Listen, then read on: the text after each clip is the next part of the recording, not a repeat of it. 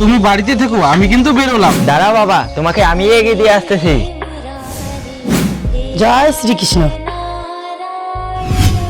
এই সতী নারী দুগ্ধ পান করলে আমি অভিশাপ থেকে মুক্ত হয়ে যাব। হ্যাঁ, কে তুমি? আরে কি হয়েছে? এটা তো তোর বাবা। না, এটা কোনোদিনও আমার বাবা হতে পারে না। বাবাকে তো এখনই আমি এগিয়ে দিয়ে আসলাম। আরে কি হয়েছে? কিরকম দেখতে? এ মায়াবী শয়তান, বল তুই কে? বল তুই কে, নাহলে তোকে আমি এক্ষুনি অভিশাপ দিব।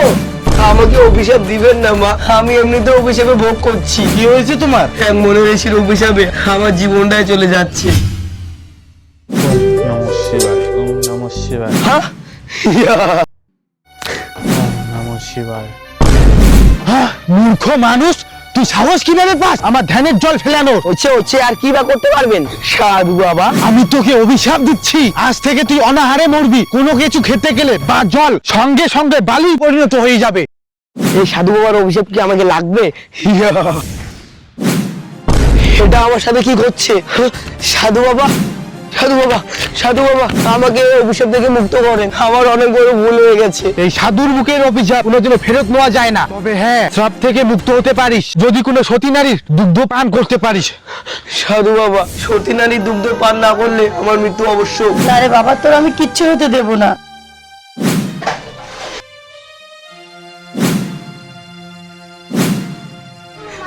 মা, তোমার জন্য আমি নতুন জীবন ফিরে পেলাম। তোমার ঋণ আমি কোনোদিনও শোধ করতে পারবো না। না রে বাবা, আমরা তো কিছুই না, সবই হলো ঈশ্বরের খেলা। জয় শ্রীকৃষ্ণ।